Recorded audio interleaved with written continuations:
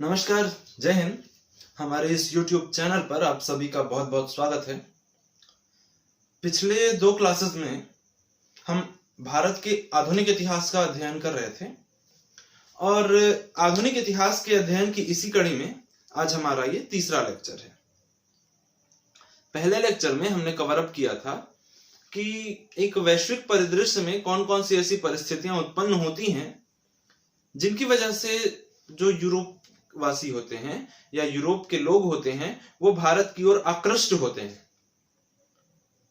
दूसरे लेक्चर की बात करें तो हमने उन परिस्थितियों को समझते हुए जो सबसे पहले यूरोपीय लोग भारत आए जो कि पुर्तगाली थे, उनके आगमन के बारे में, उनके आगमन के समय कौन सी दशा थी, कैसा सिनेरियो बन रहा था, इन सारी चीजों को देखा। और इसके अलावा कौन सबसे पहले भारत आया, भारत आए तो भारत पर क्या प्रभाव पड़ा, उन्होंने कौन कौन सी जगह पर कब्जा किया, कौन कौन से उनके गवर्नर आए, उन्होंने क्या क्या कार्य किए, कौन सी पॉलिसी चलाई, कौन सी जगह पर कोठी बनाई, इन सारी चीजों को हमने बहुत अच्छे से कवर अप किया हुआ है। तो इसी क्रम में चूंकि हम यूरोपीय लोगों के आगमन को पढ़ रहे हैं, तो उसी क्रम में आज का ये हमारा तीसरा लेक्चर है और क्रम में सेकंड नंबर में जो भारत आए थे उनके बारे में हमको इसमें पढ़ना है। तो देखते हैं, चलिए। तो सेकंड नंबर में भारत में आए थे डच। तो डचों का भारत में आगमन।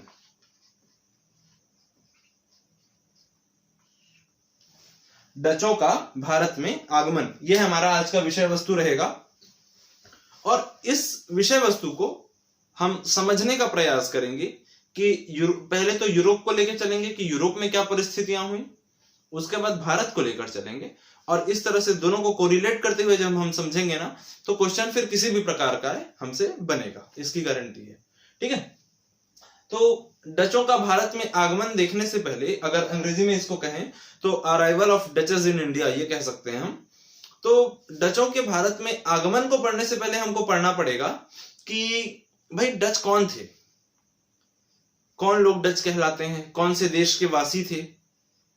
और अगर आप किसी भी विषय वस्तु का अध्ययन कर रहे हैं ना, तो आपको उस जगह की जियोग्राफी के बारे में नॉलेज होना बहुत ज्यादा जरूरी है।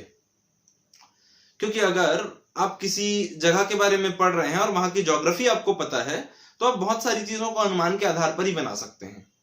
दूसरी चीज, याद करने में अगर आप का मैप क्लियर है पूरा, इसके बाद मैं कुछ समय बाद एक मैप की अलग से क्लास लेने वाला हूं, पहले वर्ल्ड फिर इंडिया फिर स्टेट वाइज भी ले लेंगे अपन, है ना। तो देखिए, अगर आपको वहां का मैप का नॉलेज है ना, तो होता यह है कि वो सीधे आपका जो दिमाग है वो उस जगह पे जाके क्लिक होता है और अल्टीमेटली हमारा दिमाग चूंकि पिक्चर के फॉर्म में चीजों को याद रखता है, तो इस वजह से ना दिमाग को उस चीज को याद रखने में सहूलियत होती है। इसलिए बहुत सारे डेटा को अगर आप मैप में फैला के याद करें ना, तो बहुत जल्दी आप याद कर सकते हैं। तो चलिए देखते हैं। सबसे पहले डच। तो डचों को जानने के लिए हमको थोड़ा सा यूरोप के बारे में जान लेना आवश्यक है। तो यूरोप को देखते हैं। तो सबसे पहले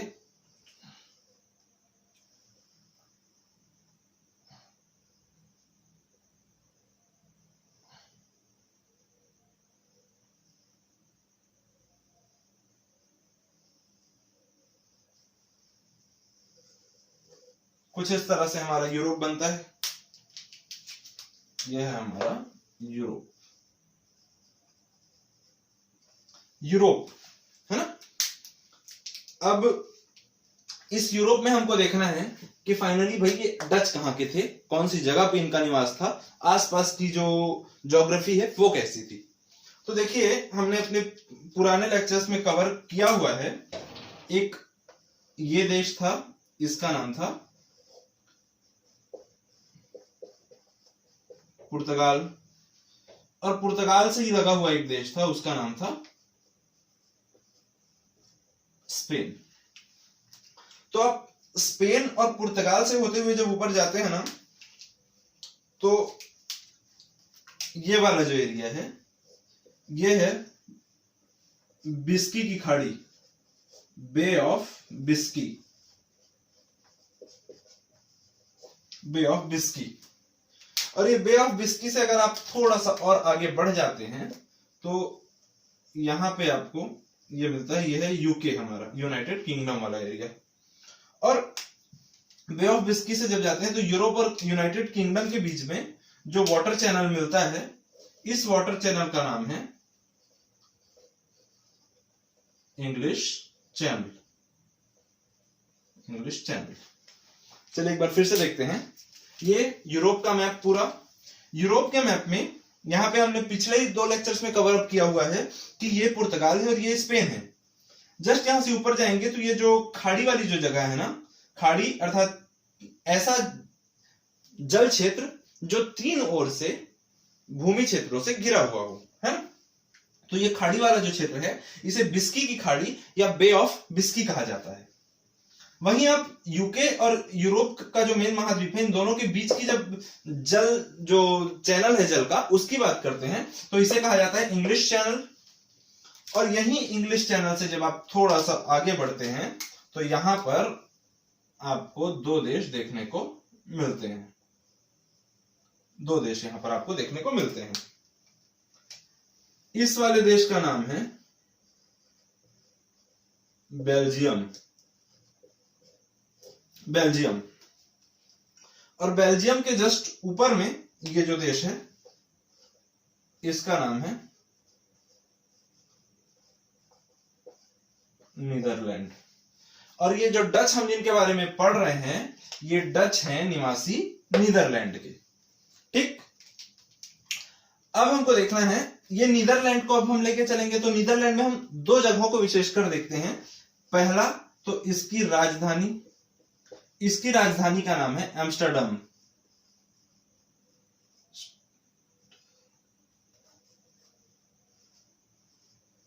एम्स्टर्डम। और वहीं पर ये इस वाले एरिया में एक बंदरगाह बहुत फेमस है, इसका नाम है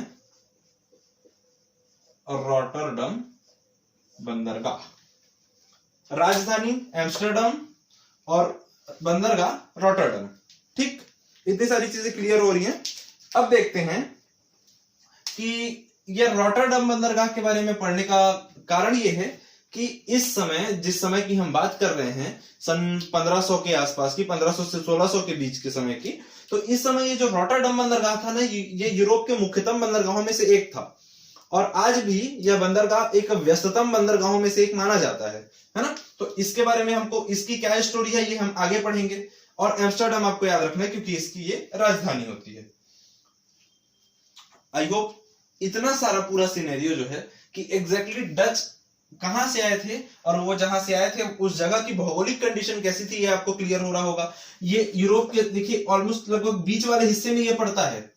तो बीच वाले हिस्से में पढ़ने से इनको फायदा ये मिलता है कि ये इधर जाना चाहिए, इधर जाना चाहिए, इधर जाना चाहिए या इधर जाना चाहिए, किसी भी दिशा में ये जा सकते हैं बहुत आसानी से। मतलब यहां से अगर ये किसी चीज का ट्रांसपोर्टेशन शुरू कर दें तो इनके लिए बहुत ज्यादा वो इकोनॉमिकल सिद्ध होगा, मतलब बहुत फायदे में रहेंगे ये। क्योंकि अगर इधर साइड से या इधर साइड से अगर कोई जाते हैं और इस तरीके से अगर व्यापार करने की कोशिश करते हैं तो इनका देखिए ना ट्रांसपोर्टेशन खर्चा ही कितना ज्यादा हो जाता है। और चूंकि ये बीच में है तो इनको कम ट्रांसपोर्टेशन खर्चा में भी ये अपना वहन कर सकते हैं चीजों को, है ना।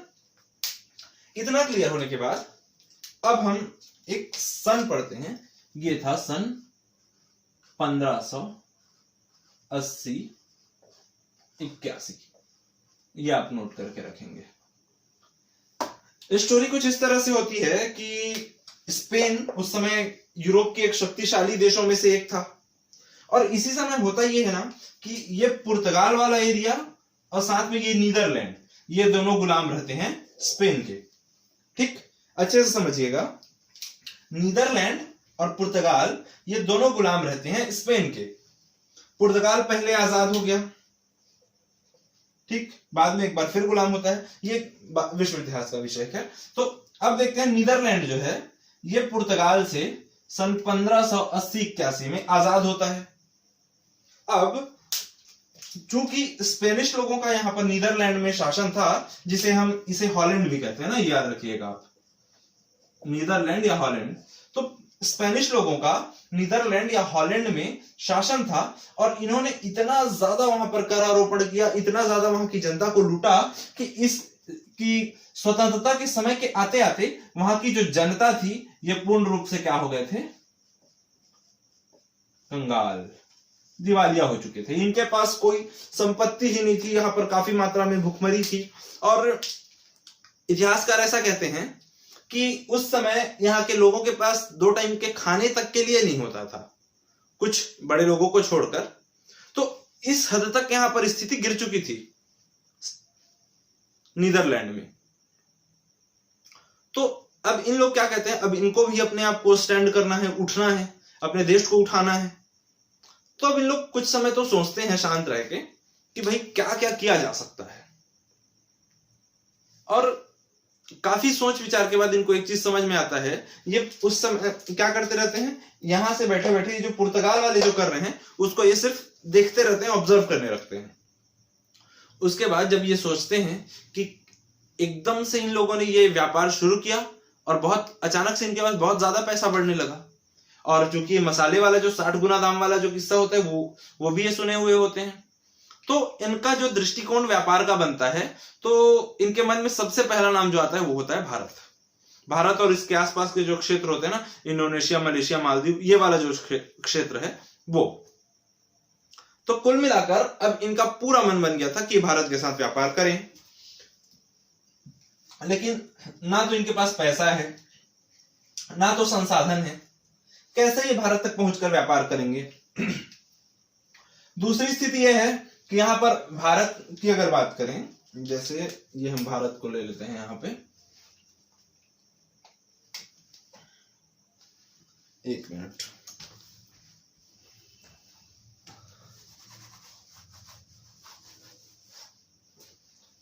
ये अगर हम भारत को लेकर चलते हैं,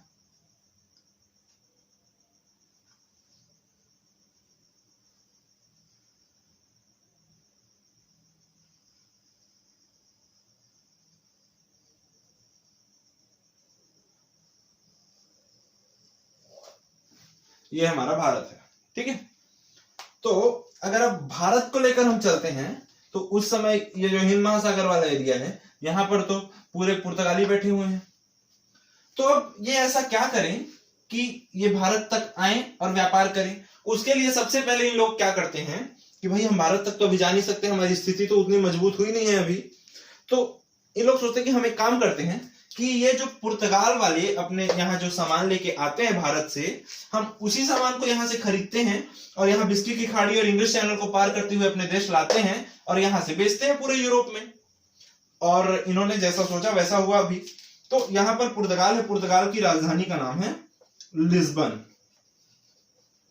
तो यहाँ पर लिस्बन में जो सामान आकर उतरता था, इधर से जो पुर्तगाल के लिए सामान आकर उतरता था, इस सामान को यहां से खरीदते थे हॉलैंड वाले या नीदरलैंड वाले।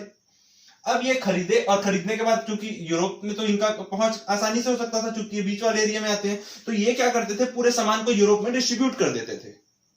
ठीक, इतना होने के बाद अब धीरे धीरे इनके पास क्या हुआ, पैसे आना शुरू हो गए। अब चूंकि व्यापार धीरे धीरे अच्छा चलने लगा तो इनके पास पैसे बहुत अधिक मात्रा में आना शुरू हो गए।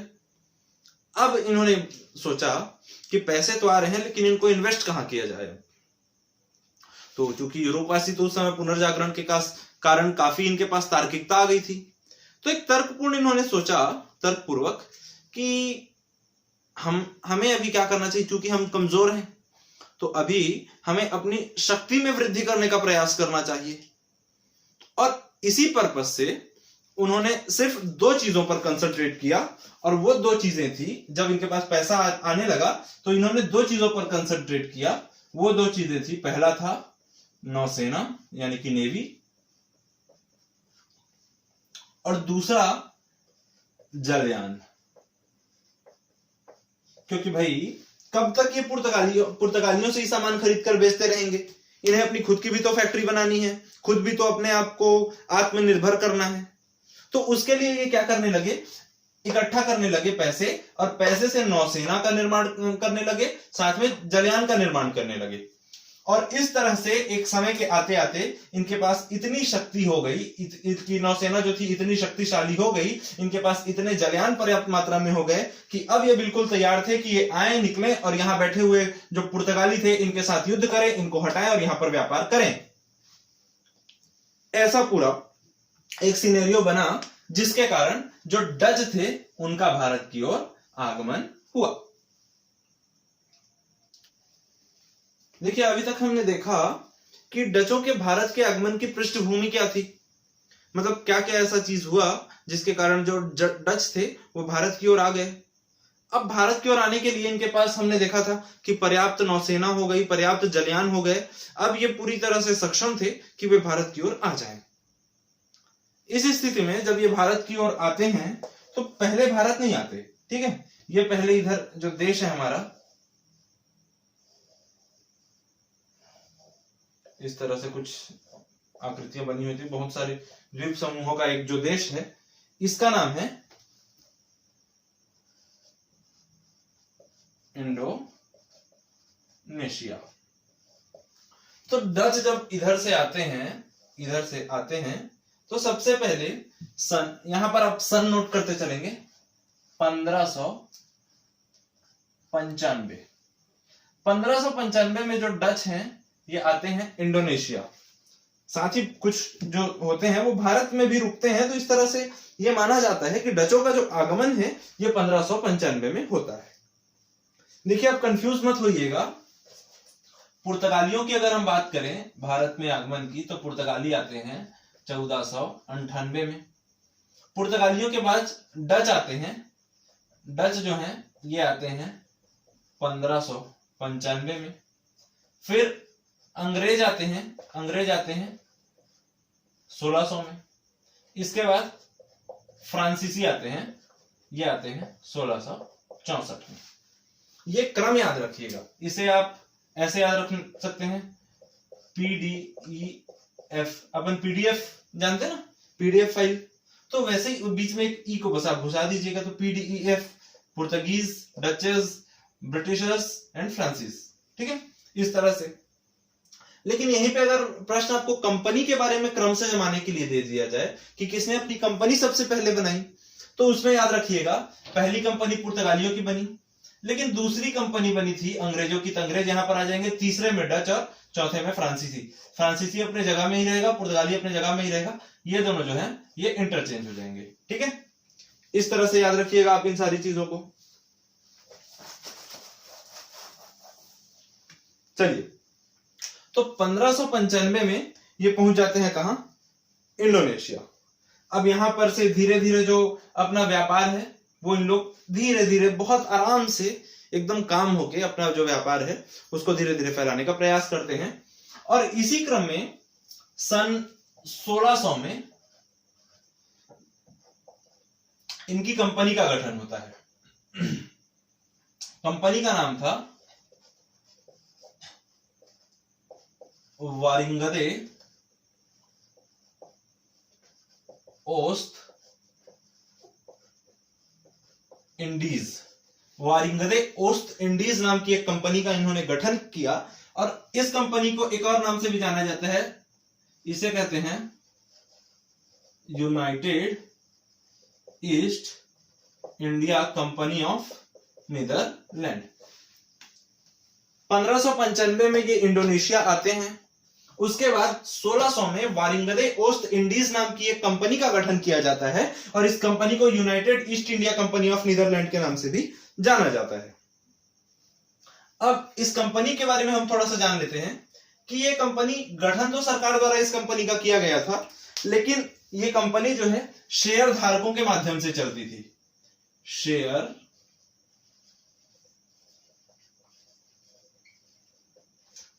होल्डर्स के माध्यम से चलती थी। मजे की बात यह है कि इसमें आम जनता भी शेयर होल्डर हो सकती थी।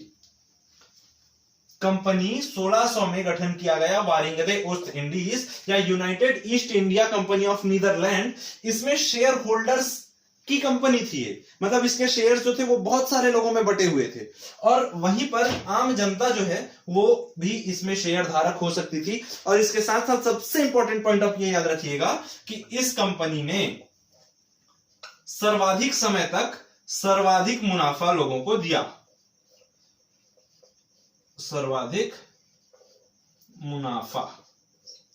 देखिए ये फायदेमंद चीज है, लेकिन होता क्या है ना, जब डचों का भारत में पतन होने की जब स्थिति आती है ना, तो ये बेचारे इतने अच्छे होते हैं, सही बोलना चाहिए तो, कि यार इनके पास पैसे खत्म हो रहे हैं, इनका बिजनेस बहुत अच्छे से नहीं चल रहा है, इनके बहुत सारे जगहों पर अंग्रेजों ने कब्जा कर लिया है, उसके बाद भी ये जो मुनाफा है ना ये प्रॉपर देते थे वो, है ना। तो देखिए सर्वाधिक मुनाफा देते थे, और ये था अबाउट 18%, लगभग 18% का मुनाफा ये अपने शेयर होल्डर्स को देते थे। और इसके साथ ही मुनाफा हो गया। अब इसमें इन्वेस्टमेंट की बात करें, इन्वेस्टमेंट की, हालांकि ये एग्जाम में नहीं पूछता है ये सारी चीजें, बट अगर आप पढ़ रहे हैं तो पूरी तरीके से पढ़ें, सब चीजों का आपको ज्ञान हो तो ज्यादा अच्छा होता है ना। तो इन्वेस्टमेंट की बात करें तो इन्वेस्टमेंट जो है इस कंपनी में था 65 लाख गिल्डर का, 65 लाख गिल्डर का इसमें इन्वेस्टमेंट था। इसके साथ ही अब देखिए अभी तक तो इंडिविजुअल्स आ रहे थे, लेकिन जब कंपनी बन जाती है तो एक वो पूरे देश को रिप्रेजेंट करती है जाके वहां पे, है। तो इस तरह से इस कंपनी के बनने पर जो डच लोग थे उन लोगों ने इस कंपनी को अधिकार दिया। इनके अधिकार के बारे में, इस कंपनी के अधिकार को देखते हैं। अधिकार, तो सबसे पहला अधिकार तो था इनका कि ये सैन्य कार्यवाही कर सकते थे। सैन्य कार्यवाही का मतलब अगर आप कहीं पर जाएं, वहां पर अपनी कंपनी स्थापित करना चाहें, और इस स्थिति में अगर आप लोगों से किसी का झड़प होता है या कोई आपकी बात को मानने से इनकार करता है, तो आप उनके ऊपर सैन्य कार्यवाही भी कर सकते हैं। ये अधिकार डच की जो गवर्नमेंट थी वहां से इस कंपनी को प्राप्त था। अब अगला देखते हैं, दूसरा अधिकार था सैन्य कार्यवाही के साथ साथ ये संधियां भी कर सकते थे। और तीसरा अधिकार था इनका व्यापार, जो कि था ही। लेकिन याद रखने वाली बात यहां पर यह है कि शुरू में व्यापार के लिए अधिकार इनको सिर्फ 21 वर्ष हेतु दिया गया था, लेकिन बाद में 21 वर्ष खत्म होने पर इसको पुनः बढ़ाया गया था। तो इतनी सारी चीजें आप इस कंपनी के रिस्पेक्ट में आप याद रखेंगे।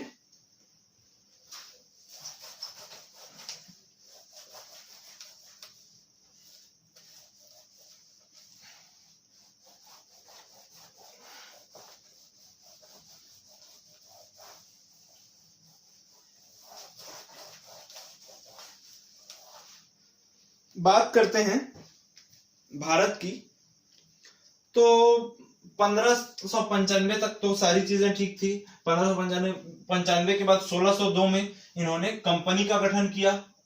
1602 में ही जो इंडोनेशिया है ना, इंडोनेशिया में हमने पढ़ा था पुर्तगालियों ने कब्जा किया था मंडी मलक्का नामक स्थान पर।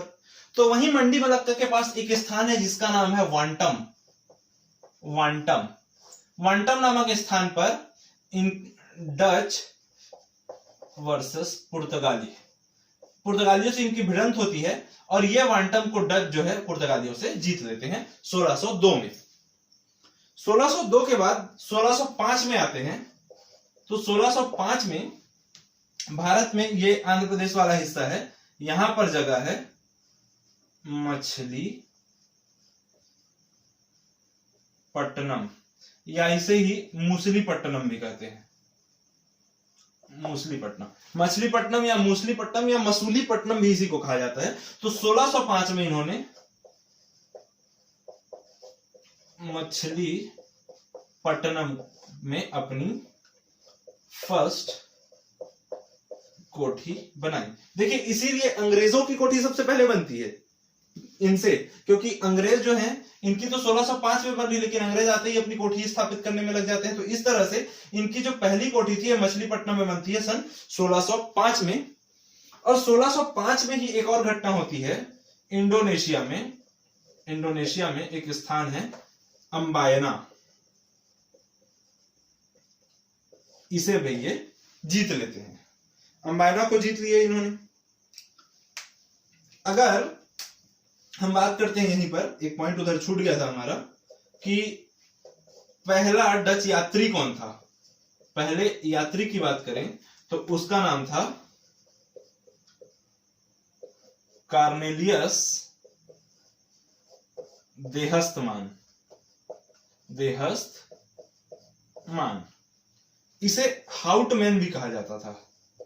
हाउटमैन भी कहा जाता था, कार्नेलियस देहस्तमान। इस पॉइंट को आप अलग से नोट करके रखेंगे। बाकी अब हम जैसे सन में चल रहे थे तो 1602 हमारा कवर हो गया। 1602 में ये क्या बोलते हैं, इनकी कंपनी बनती है वारिंगदे ओस्ट इंडीज। और इस कंपनी को क्या क्या अधिकार प्राप्त होते हैं, इस कंपनी के बारे में कुछ अध्ययन हमने किया। 1602 में ही वांटम नामक स्थान पर, इंडोनेशिया के मलक्का के पास एक वांटम नाम का स्थान है, जहां पर डच और पुर्तगालियों के बीच भिड़ंत हो जाती है और डच इस स्थान को जीत लेते हैं।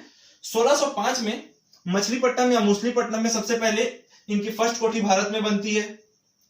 उसके बाद 1605 में ही अंबायना नामक स्थान जो कि इंडोनेशिया में है, इसको भी वो जीत लेते हैं। ठीक, इतना क्लियर होने के बाद अब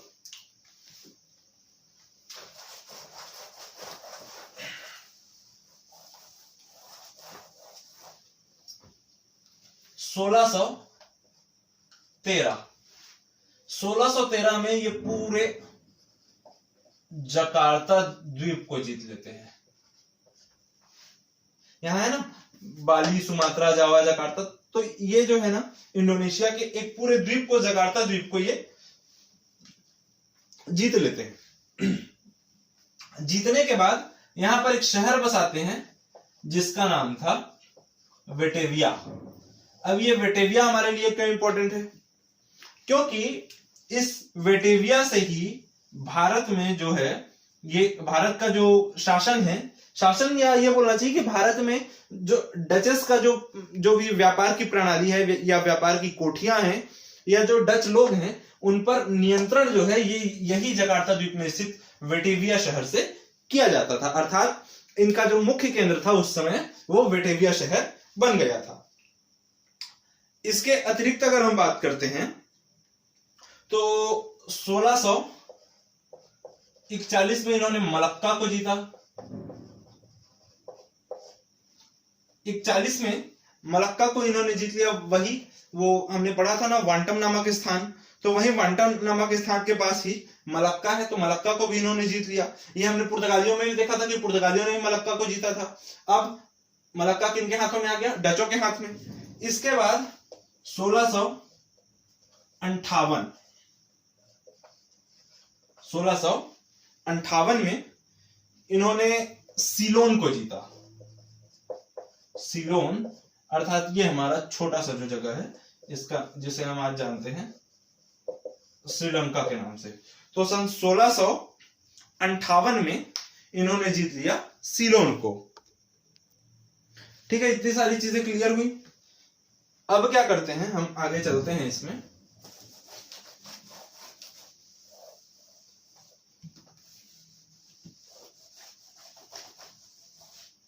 देखिए, तो अब भारत में तो इनकी पहली कोठी बन गई है, कहां, मछलीपट्टनम में। ये बनी थी 1605 में। सन आपको बस इसी का याद रखना है, इनके आने का याद रखना है, इनकी फर्स्ट कोठी का याद रखना है। बाकी सारे सन हम यहाँ पे जो पढ़े हैं वो बहुत ज्यादा एग्जाम की दृष्टिकोण से रिलेवेंट तो नहीं है, बट हाँ अगर आप पढ़ रहे हैं तो एक पूरे सिनेरियो को समझने में जो सन होता है ना, उसकी एक महत्वपूर्ण भूमिका होती है, ताकि आप जो है ना, अब इसके बाद जैसे हम अंग्रेजों को पढ़ेंगे उसमें के जो सन है वो काफी इंपॉर्टेंट है।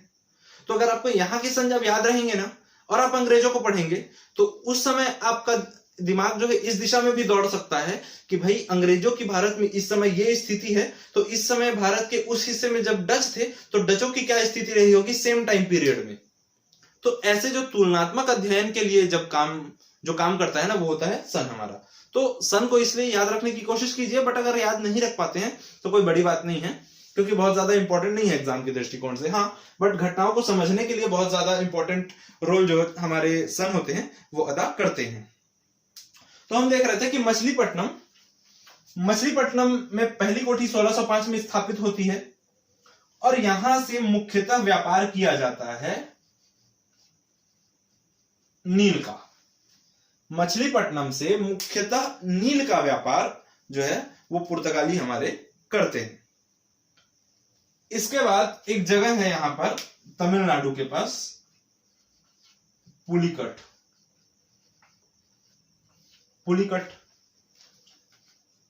यहां से भी ये वस्त्र, नील आदि का व्यापार करते थे। इसके अलावा वस्त्र और नील के अलावा ये टकसाल भी यहां पर इन्होंने लगाया था। टकसाल का अर्थ होता है सिक्के बनाने का कारखाना। ठीक, इतना हुआ। पुलिकट के बाद यहां पर कोचीन में भी इनका व्यापारिक केंद्र था। कोचीन के अलावा अगर यहां पर उड़ीसा वाली जगह में जाते हैं, उड़ीसा में तो उड़ीसा में बालासोर में इनका व्यापारिक केंद्र था। वहीं अगर हम पश्चिम बंगाल वाले एरिया में चल देते हैं तो दो जगहें थी, कासिम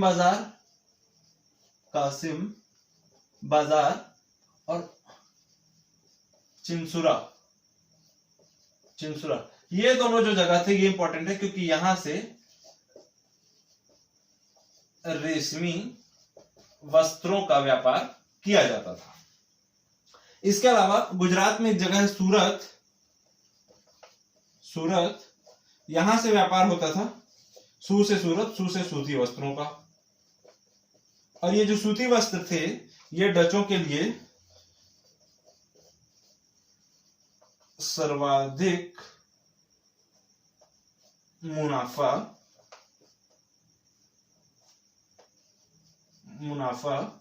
देते थे। तो डचों को सर्वाधिक मुनाफा प्राप्त होता था सूरत से। ठीक है, तो इतने सारी जगहों को आपको याद रखना है भारत में।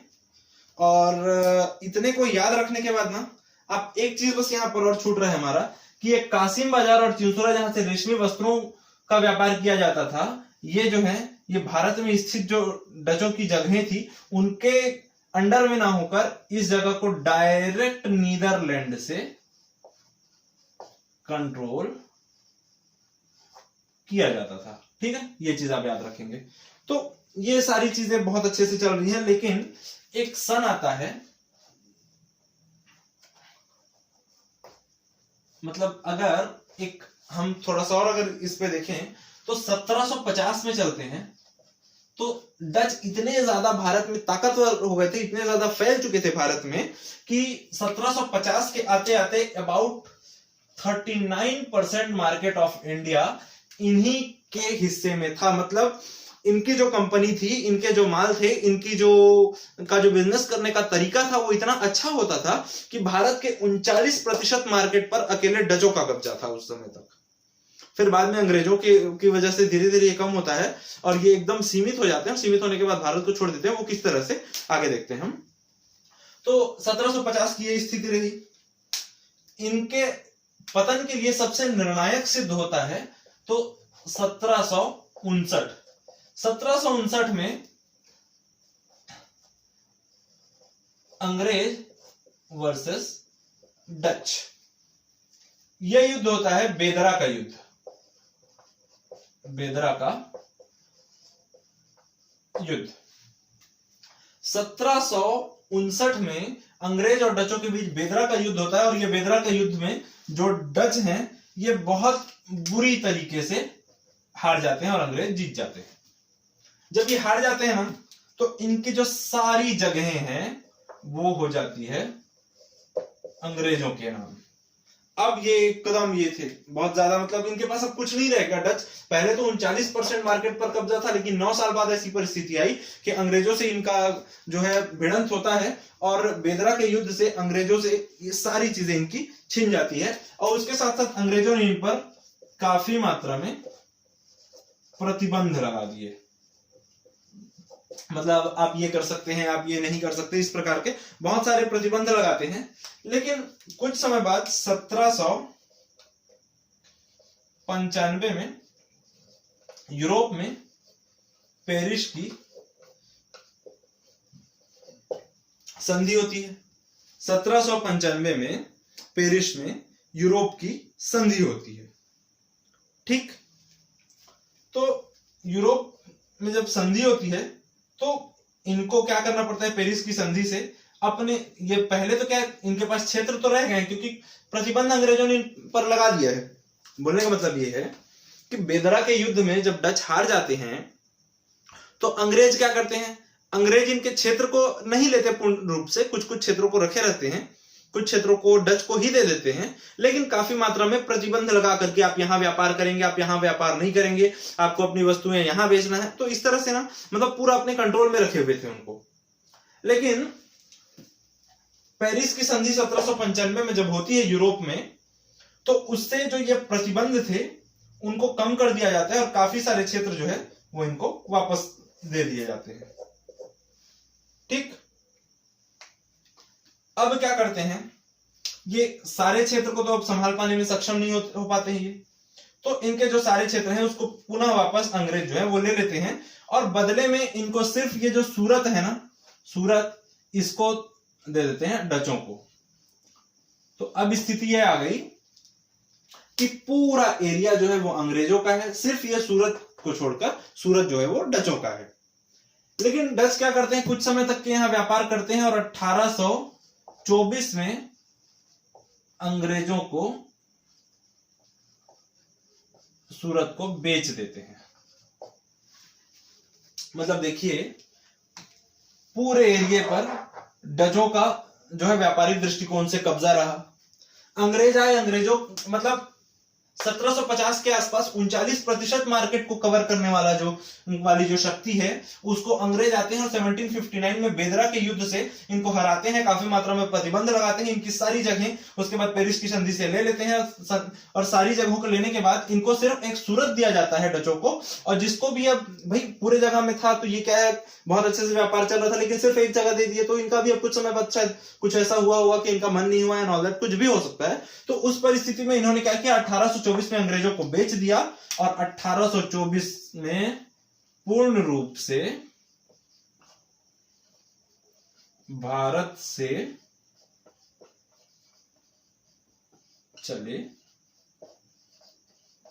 गए। तो इस तरह से जो डच थे वो भारत में आए, भारत में अपनी कोठियां स्थापित की, अपना बिजनेस बहुत अच्छे से किया, बहुत ज्यादा मुनाफा भी दिया लोगों को। लेकिन अंग्रेजों के आने से इनको हार का सामना करना पड़ा और कुछ उसके बाद ये सीमित हो गए और सीमित होने के बाद 1824 में पूर्ण रूप से चले गए।